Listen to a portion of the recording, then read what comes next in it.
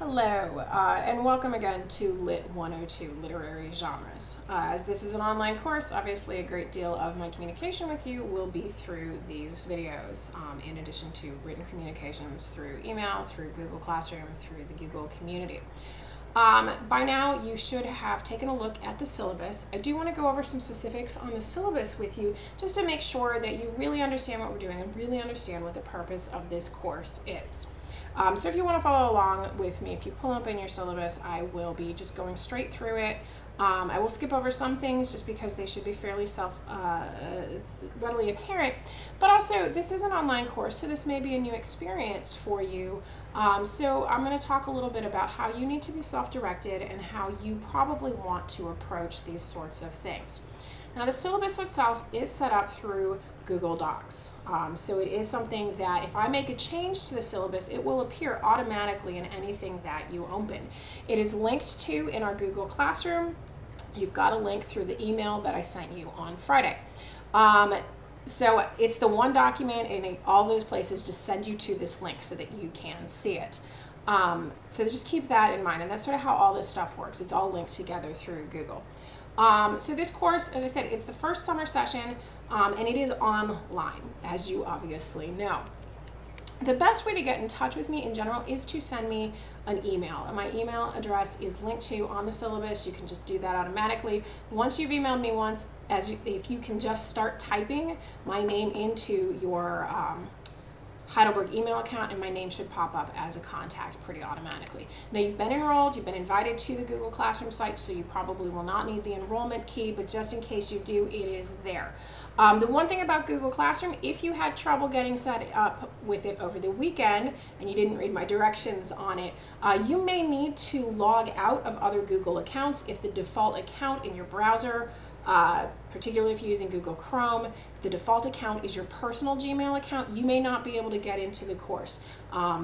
The ability to use Google Classroom has not been rolled out to everyone with a private Gmail account, but it has been rolled out to everyone with an EDU account like we have. So that's just a heads up. That's a real technical thing, but I do want you to be aware of that. One thing I want to ask you in all of this is if you could put your picture in your avatar. If you go to settings, you can change that in your email. Just go to your settings in email and add a picture of yourself so we know who we're talking to. It's a helpful thing for us. As you guys know, using social media, it's nice to have a picture or something that we can associate with whoever we're talking to online, whether it's an email, in Classroom, the community, wherever else it is. Now, we are making use, as you can see, right, of the Google Plus community. It is linked to in the syllabus. Everything is linked to in this syllabus. That's why I like Google Docs. It gives us that opportunity to really treat it almost like a website. So everything is connected. Anything that's underlined in blue is a hot link. You can get to something. I do list the required text again, as I mentioned in my video that I sent out to you via email. That is there. Now, so what is this course about? Right, so we're using this big book, Literature of the Human Experience. Right, and remember 12th edition. You really need to get the current edition because there are new things in this, some of which we are going to read, that I'm switching some things up. I'm reading some things that are new myself, which is always an exciting part about teaching a literature class. There's so much great stuff that we can have, so I'm throwing some new things on my own reading list because of this. All right, so the course itself, as the course catalog says, right, it says studies of techniques of literary analysis applied to the major genres, fiction, poetry, and drama. And now I'm adding creative nonfiction in there because there are, in fact, 4 literary genres, and we will talk about what those are later in the term. And it's practice in writing the critical paper. And something that English majors are required to take, but you guys aren't English majors, and that's fine. It's really a basic introduction to literature course and an introduction to literary analysis. So we're going to look for some of the basic terms of literary analysis, things like metaphor, right? We're going to think about that, imagery, rhyme, rhythm, those kinds of things. Those really basic building blocks of what makes a piece literary, and that gives us some tools to analyze the literature, to analyze it very formally, but also thinking about the themes. We're always most interested in themes and characters, and this is stuff you're familiar with. If you watch television, if you watch movies, you know what a character is, you know what a story is, you know what a plot really is. But I'm going to give you some tools so that you can analyze that more carefully and a little bit more systematically. My goal in this is also to introduce you to a wide range of stories, of novellas, of poems, of plays, and of essays, creative essays, that are going to be hopefully new to you, and hopefully you will find things that are rather appealing to you in that. Not everything will be something that's your favorite, and that's fine. We don't like everything we read. There's no problem with that. But what I'm going to do is I'm going to give you ways to talk about why it's interesting, and that's more important to me for the purpose of this course. So as you know, it fulfills the course, just to remind you, does fill an R and a W for Heidelberg's general education requirements, as well as the H, the humanities requirement. My basic goals, right, and you can see them on there. I have these objectives that you will demonstrate a broad knowledge of 4 major literary genres and terms, that you're going to practice close reading techniques as typified in the study of literature, and develop an independent and original interpretation of text through thoughtful and independent analysis. All right, so a lot of this, as I said before, and I will continue to say, is really very independent work on your part. You will have interaction with each other, you will have a lot of interaction with me, but it certainly isn't the same as the traditional face-to-face classroom, and I understand that. And we're going to try to dig in ways that are different and that are enriching in a new way for you. So as I outline all of their, through all the information and policies, please take a look at those things. If there's anything that you have a question about, let me know. But I also want you to really think about the fact that you need to be independent and you need to take responsibility for these things. And keep that in mind. I can help you on a lot, but I can only help you if I know you need the help. All right, and so you can go through all of those things. You know what they are. Most of our standard things apply here. So I'm not going to go back through all of that. Just a few kind of notes on classroom policies. One thing with guidelines for written work, we are going to use MLA style. We are going to use the 2016 update, which I'll talk about a little. I've linked to the online writing lab at Purdue for you. It's new. They've made some, what a lot of us feel are pretty significant changes, so I understand if you have some trouble with that, not a problem, and I will help you with that. But what I really want to draw your attention to is the way you submit the work is through Google Classroom, and it will give you the opportunity. You can submit it as a Google Doc, that's fine.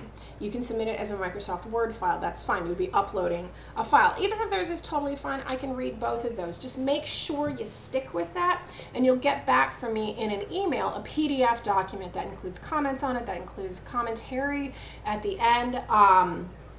I'm going to try some new things with you guys this summer as well in order to get the best feedback possible to you. So all that information is there, but just know it can be a Google Doc, it can be a DOCX file, but you're going to submit it through Classroom, so ultimately it's going to wind up in your Google Drive, and it'll wind up in my Google Drive as well. What happens once you submit it, then I have control of it until I return it to you. All right, so a handful of other things, on that. Just make sure as you are writing to me, to each other, that when you're posting in the community or when you're emailing me, that things are clear, they're professionally written. And the real goal there is to avoid any misunderstanding of what you mean, because so much of what we're going to do is really text-based rather than having a personal conversation. And so that sort of makes things a little bit different. And if for some reason you become suddenly discourteous of your peers, I will be contacting you to talk about that. Now there are a number of assignments that you can see on there, that you have 2 exams. These will be done through Classroom.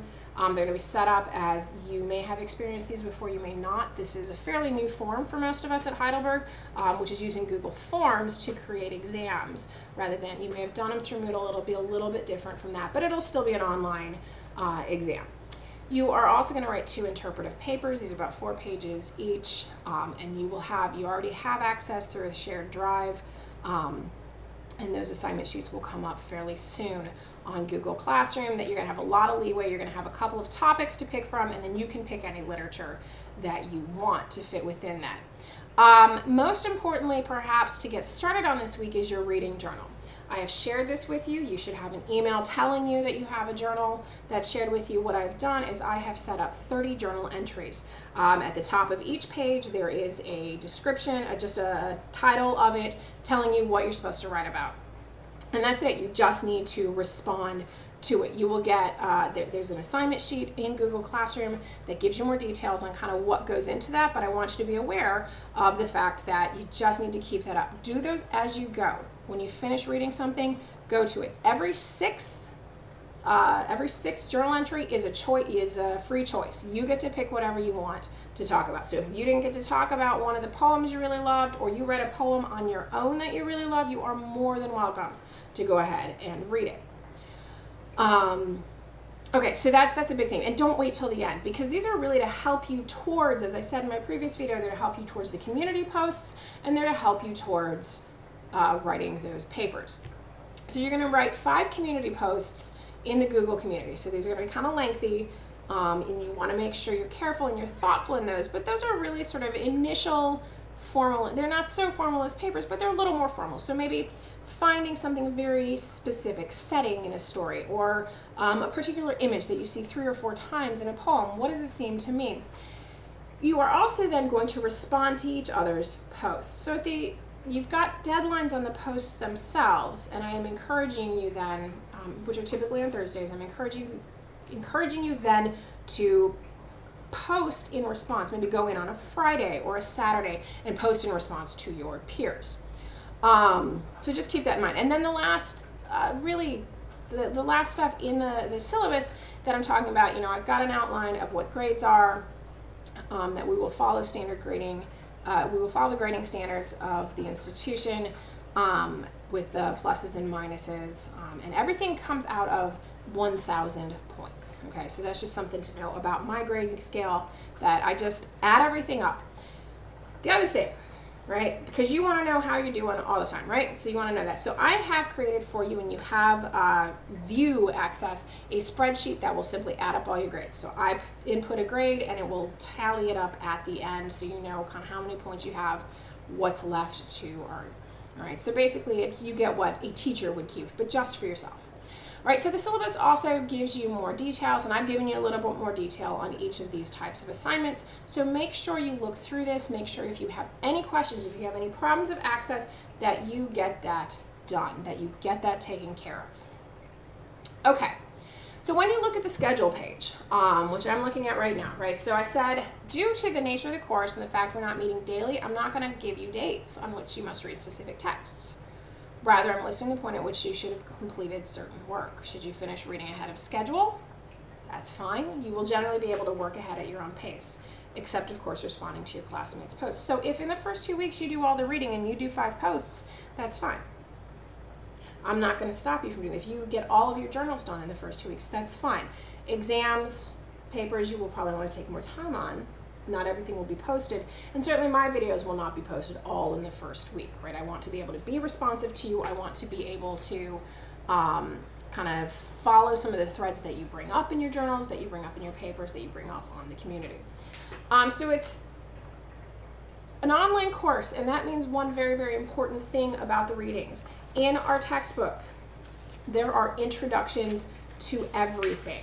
I'm asking you to read the actual introduction to the book over 2 weeks, but it's really imperative that you read introductory sections. So, for example, in this section, right, we have innocence and experience. That's our first major chapter area. There's a little bit of an introduction to talk about that, and I'm going to ask you to make sure you take a look at that. There are also questions for thinking and writing at the end of everything, so make sure you take a look at those before you get reading. As I said before, you're not going to read every single thing in this book. There's a lot of literature in here. There's so much more than we can cover in one semester, especially in a summer semester, but any semester, really. So what you'll notice is that in my list of readings that you have required readings through the week, so there's from all 4 genres almost every single week, and at least 3 genres hit every week, that I am asking you to read a number of things that are required. So those are things that will appear in the tests. Those are things I expect in many cases you to journal about, though not all of them, right? Remember, you have that extra opportunity, that your choice part. But I'm also encouraging you to read some supplemental things. One of the supplements for every week will be to read all of the poetry. I'm only giving you 5 or 6 poems at a time each week, but there are a lot of more poems in there, so you are welcome to do that. So I am asking you a couple of things this week. Okay, so I'm posting this on Monday. I hope you are watching it on Monday. I have some things I want you to do that I need you to do. So I'm going to ask you to make sure you read the syllabus, get started on reading. Email me no later than Tuesday with questions, all right? And you'll notice in this schedule that there are a few things here. So that's what I want you to do. So by Tuesday, do that. The other thing I want you to do by Tuesday is to post an introductory community post. This is just to tell us about yourself. There's no points, but we want to get to know each other a little bit, and I'll do one as well. So there's a link in the syllabus to the assignment sheet itself that asks you how to do this, and then you'll note community, post one. The word community is in blue. That will take you directly to our Lit 102 community in Google+. As I said before, I don't have all the videos done, and that is because I want to respond to you and I want to figure out what you really need. So as I record videos and as I upload them, I'll upload them to YouTube. I will link to them in Classroom, but I'm also going to link to them in the syllabus. So where you see you got week 1, you got required readings, supplemental readings, and you say I have something called this week's viewing, I will add to this. All right, I'm going to be adding to this primarily at the beginning of the week because I know you want to have stuff there. I want to make sure it's there for you, but I will be adding throughout the whole week. Some of these things will be brand new. Like I said, I want to respond to you. Some of them might be a little older videos because maybe I already have something talking about a particular poem, and I want to use my time in both responding to you, but also to talk about some other things, right? I might actually give you two responses to James Joyce's Araby, and you're welcome. I encourage you most of all to watch the most recent one, but if there are two, you can watch both. So I will be adding. That's the only thing I'm going to add, all right? And I do hope that you will watch them. I expect you to watch them. That's what I'm making them for, so that I will give you some ideas about how to approach things. All right, so the syllabus itself, like I said, is something you need to keep track of, something you need to take a look at. Make sure you understand everything on there. Some weeks there will be several things due in terms of your interaction, your interactivity, papers, posts, exams. Some weeks there's going to be a lot less. It'll just be a community post and making sure you're doing that journal. Right. So I will be kind of constantly checking in, constantly making sure you're keeping up with things. But it really is, in many ways, just up to you. You have to be the one to keep track of yourself, to make sure you do all the things. You have to be responsible for what you're doing here. All right, so again, take a look at the syllabus again. Take a look, be very careful in your reading, very deliberate in your reading of it. Let me know if you have questions. Let me know where your concerns are, if there are things I can help you with right now. Now, like I said, you need to be responsible for making sure all your stuff is working, right? Make sure you can log into, if you can log into your Heidelberg account, you should have no problems logging in to everything else. It's all there for you. It's all linked together. I'm going to try to have as many links across platforms as possible so you can always find stuff in the simplest way possible. If you have significant problems with technology, you're going to have to work that out with our with SNIT. You'll have to communicate with them, figure out what's going on there. There's only so much I can do to help you on that. Again, we'll read through the syllabus. Any questions about the syllabus, about the course, get them to me by email Tuesday, no later than Tuesday night, and I will respond as quickly as I can. Otherwise, I look forward to what you do with our work. I look forward to what you make of our readings. We will be posting videos regularly. Like I said, they'll go up on Classroom. You'll be able to see those, be able to watch those, and you'll be able to watch them as many times as you need to. I look forward to seeing what you do this summer. I look forward to reading these things with you. Have a great day.